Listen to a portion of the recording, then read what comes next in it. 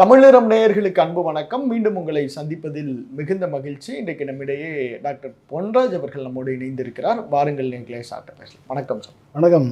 இதில் நீங்கள் முன்பே குறிப்பிட்ட மாதிரி இந்த ஊடகத்தினுடைய போக்கு, அது வட இந்திய ஊடகமாக இருக்கலாம், தமிழ் சில சேனலில் பப்ஜி கேமில் வர அந்த விஷுவல்ஸ்லாம் போட்டாங்க செய்திகள் எல்லாமே கிடைக்குது. இப்போ நான் உங்களுக்கு ஒரு காணொளி காட்டுறேன், இதை பார்த்துட்டு நம்ம பேசலாம் சார்.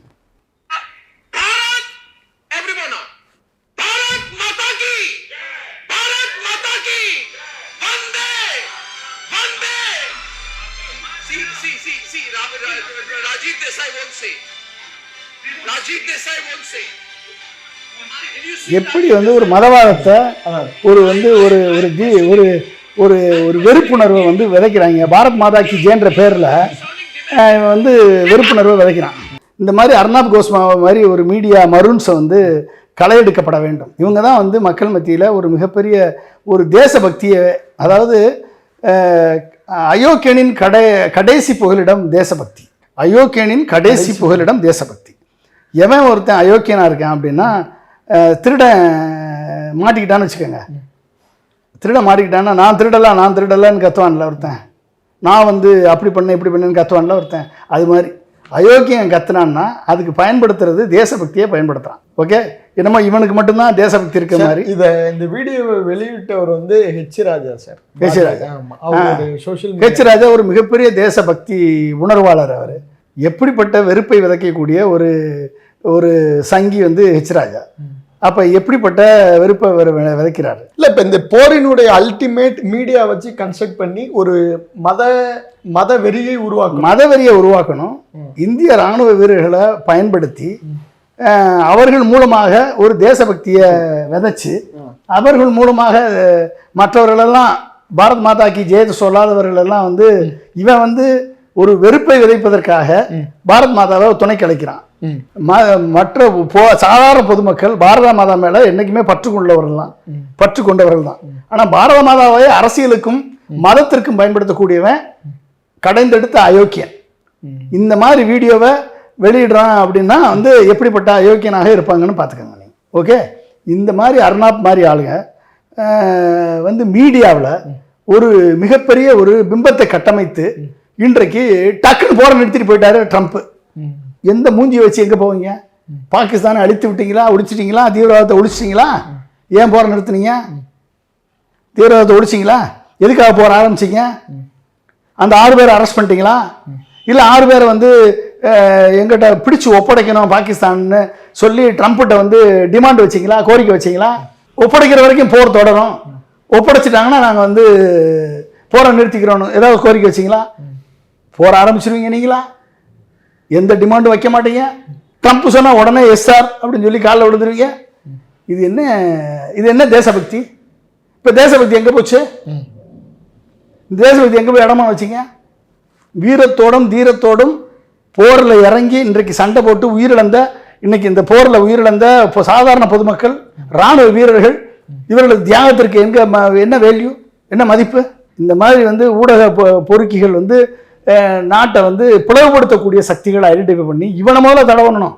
அதை விட்டுட்டு உண்மையை எழுதின 4 இதில் போய் முடக்கியிருக்கான்னா ஜனநாயகம் இங்கே இருக்கு சார். இப்போ இந்த ஊடகம், குறிப்பாக நீங்கள் குறிப்பிட்ட மாதிரி சர்வதேச ஊடகம் இந்த தாக்குதலை ஒரு பெரிய பொருட்டாவோ ஒரு பெரிய விஷயமாவோ எடுத்துக்கல.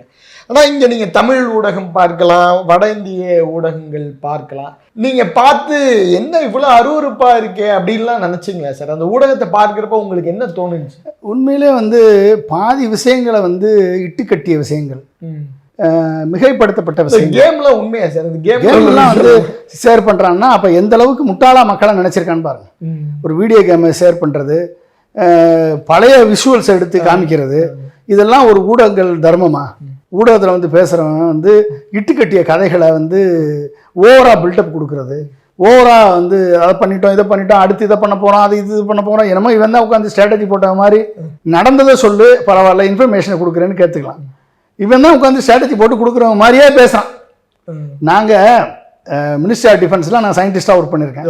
நாங்கள் வெப்பன்ஸும் ஆர்ம்ஸு ஃபைட்டர் ஏர்கிராஃப்ட்டு ட்ரோன்ஸு இதெல்லாம் டிசைன் பண்ணக்கூடிய ஆளுங்க. நாங்கள் இதெல்லாம் டிசைன் பண்ணியிருக்கோம். அண்ணா யூனிவர்சிட்டியில் 2000 இன்னைக்கு 2025 2002 அப்துல் கலாம் வந்து ப்ரொஃபஸராக ஜாயின் பண்ண உடனே அண்ணா யூனிவர்சிட்டியில் இருக்கக்கூடிய ஒரு டீமை உருவாக்கி MITயில் நீங்கள் வந்து ஸ்டூடெண்ட்ஸை வச்சு ட்ரோன்ஸை உருவாக்குங்க, ட்ரோன்ஸ் தான் அடுத்து வார்ஃபேரில் வந்து ட்ரோன்ஸ் வார்ஃபேர் வந்து ரொம்ப ஹெல்ப்ஃபுல்லாக இருக்கும். அது மட்டும் இல்லாமல் ட்ரோன்ஸ் வந்து அக்ரிகல்ச்சருக்கு பயன்படும், லாஜிஸ்டிக்ஸுக்கு பயன்படும், இது மெடிக்கலுக்கு பயன்படும், இது எல்லாத்துக்கும் பயன்படும். ட்ரோனை உருவாக்கணும்னு விதை போட்டவர் அப்துல் கலாம் 2002. ஓ 20 வருஷத்துக்கு முன்னால் விதை போட்டவர் அப்துல் கலாம்.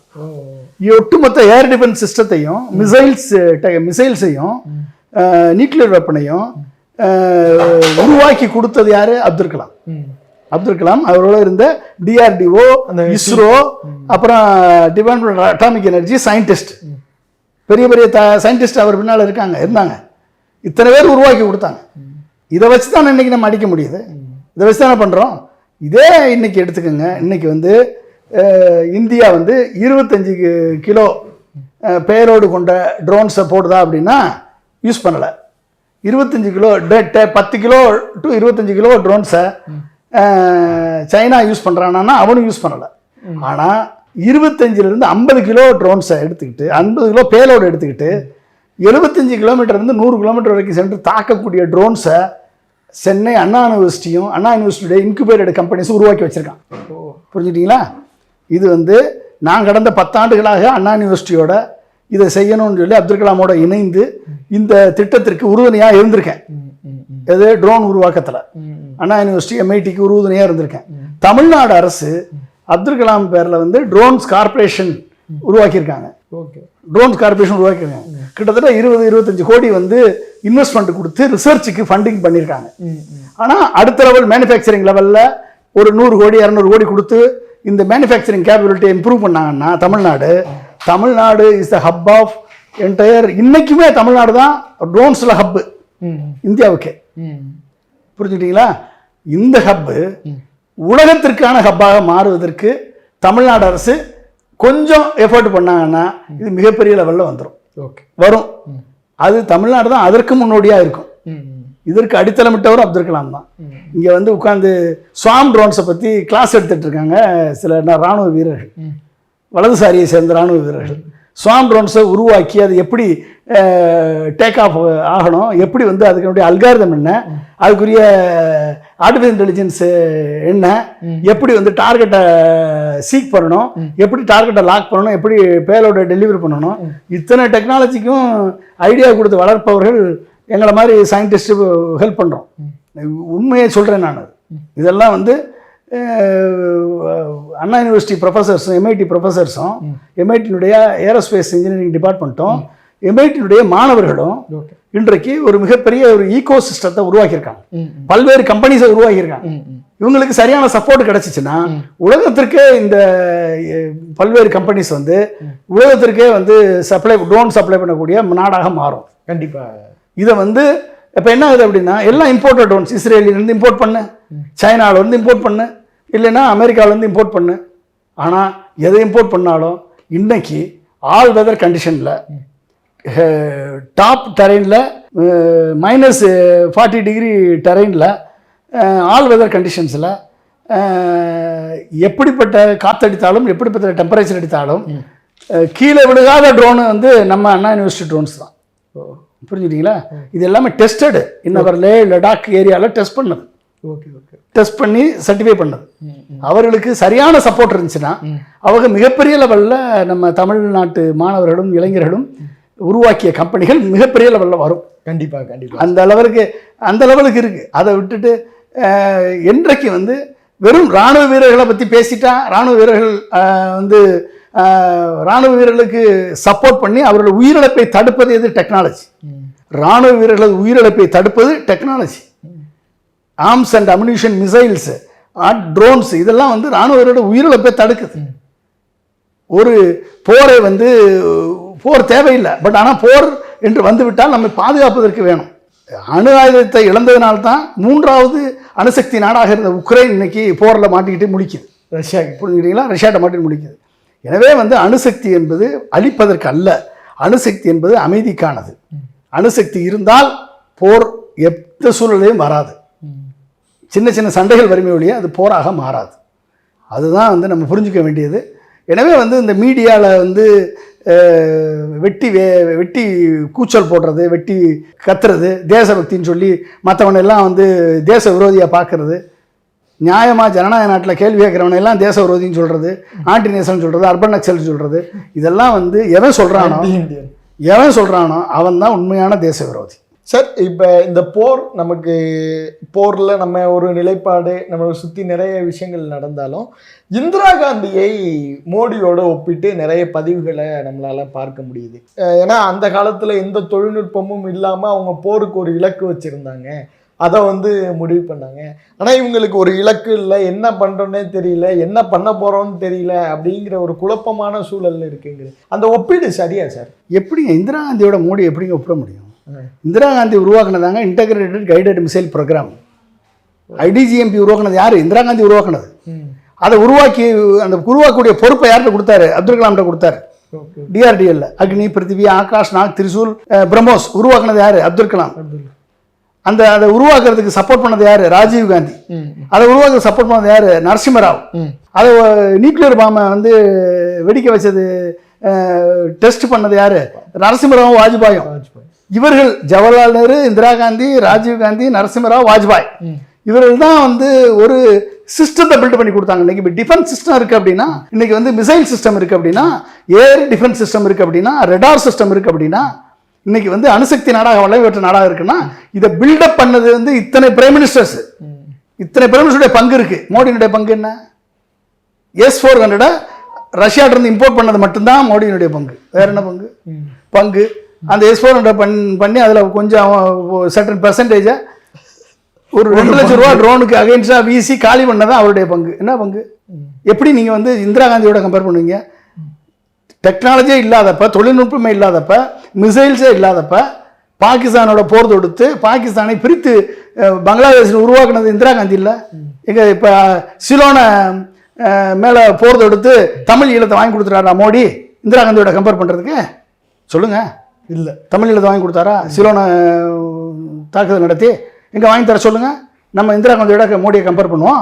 பாகிஸ்தானை 3ஆ பிரிக்கிறேன்னு சொல்கிறான்ல அவன். ஆமாம், பாகிஸ்தானை ஒன்றாக்கி அதை மொத்தமாக பாகிஸ்தான் இந்தியாவோட அனெக்ஸ் பண்ண சொல்லுங்கள் மோடியை. நம்ம இந்திரா காந்தியோட கம்பேர் பண்ணுவோம். யாரோட கம்பேர் பண்ணுறது விவசாயம் இல்லையாங்க? நீ டிக்ளேர் பண்ண முடியாது 71ல் யூஆர் வெளியே நில்லு. இது இந்தியாவுக்கும் பாகிஸ்தானும் பண்ண போர். அமெரிக்காவாக இருக்கட்டும், ரஷ்யாவாக இருக்கட்டும், நீ வெளியே நில்லு. I am not leaning to left or right, I am straight அப்படின்னு சொன்னது யாரு? இந்திரா காந்தி. நின்னாங்களா இல்லையா? நானரின் மூவ்மெண்ட்டினுடைய உருவாக்குனது நேரு, அதை கடைபிடித்தது இந்திரா காந்தி. அந்த வலிமையான ஒரு பாரத பிரதமர். அவராவது declared emergency, Modi undeclared emergency. அவர் ஆட்சியே எமர்ஜென்சியில் தான் நடக்குது. புரிஞ்சுக்கிட்டீங்களா? Media under Modi control, CBI under Modi control, ED under Modi control, election commission under Modi control, judicial system under Modi control. இதெல்லாம் வந்து எமர்ஜென்சியில் வந்து இந்திரா காந்தி கண்ட்ரோலில் இருந்துச்சு. அதாவது டிக்ளேர் பண்ணப்பட்ட எமர்ஜென்சி. இது நாடே எமர்ஜென்சி தான் இருக்குது. எப்பயுமே ஆட்சியே எமர்ஜென்சி தான் நடக்குது. இப்படி நடந்துக்கிட்டு இதை போய் எப்படிங்க வந்து நீங்கள் வந்து மோடி வந்து இந்திரா காந்தியோட கம்பேர் பண்ணாங்க? அதாவது தன்னைத்தானே கம்பேர் பண்ணி பெரிய ஆளா அப்போ ஆக்கணும்னா கம்பேர் பண்ணுறது தப்பு இல்லை. ஆனால் அதுக்குரிய குவாலிட்டியும் தகுதியும் வளர்த்துக்கணுமா இல்லையா? வளர்த்துக்கணுமா இல்லையா? அதை செய்யாமல் செஞ்சு என்ன பிரயோஜனம்? சார், நிறைவாக சார், இந்த போர் வந்து நமக்கு கற்றுத்தந்த பாடங்கள், இதிலிருந்து நம்ம என்ன கற்றுக்கணும்? இந்தியாவும் சரி, பாகிஸ்தானும் சரி, இனி வரும் காலம், இந்த வெறுப்பு பிரச்சாரம், இதிலிருந்து மக்கள் என்ன மாதிரி சிந்தனை ஓட்டத்தை மாற்றணும்னு நினைக்கிறீங்க? அதாவதுங்க, போரினால் வந்து எந்த விதமான போரினாலோ மிரட்டலினாலோ நான் பெரியவன் நீ சின்னவன், நான் வல்லரசு நீ வந்து சிற்றரசு, நான் பெரிய நாடு நீ சின்ன நாடு, நான் பெரும்பான்மை நீ சிறுபான்மை என்று வந்து மக்களை வந்து மதவாதத்தாலும் ஜாதிவாதத்தாலும் இனவாதத்தாலும் வல்லரசு என்ற ஆதிக்க சக்தி வாதத்தாலும் எந்த விதமான நற்பயனும் மக்களுக்கு விளையப் போவதில்லை. யார் இதை பேசுகிறார்களோ அவர்களால் மக்களுக்கு அழிவுதான் வந்திருக்கிறது. எடுத்துக்காட்டு ஹிட்லர், எடுத்துக்காட்டு புட்டின், எடுத்துக்காட்டு நார்த் கொரியா கிம், எடுத்துக்காட்டு ராஜபக்சே, இவர்கள்லாம் எடுத்துக்காட்டு. புரிஞ்சுக்கிட்டீங்களா?